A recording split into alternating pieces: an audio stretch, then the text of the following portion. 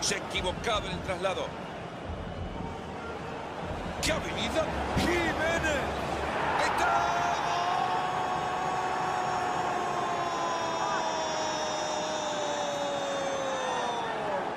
Es evidente, Mario, este gol ahora le da más tranquilidad si cabe. Un punto necesitan. Están consiguiendo los tres. Están consiguiendo los tres. Yo creo que es merecido por el partido que estaban haciendo. No se habían tirado atrás ni mucho menos. No buscaban simplemente el empate, sino que buscaban la tranquilidad de este gol.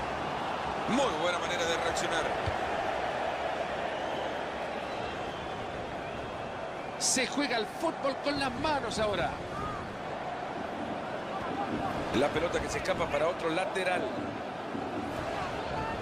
No hay que comer ansia, lo encontraron adelantado. Mirá lo del asistente, levanta la bandera fuera de juego. Solamente la mano la tenía delante del contrario. Schweinsteiger. Jiménez. Deja atrás a la defensa, se ve Papadopoulos. Y entra.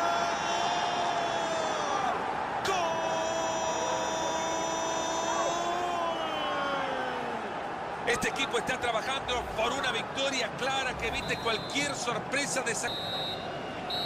El partido que llega al final...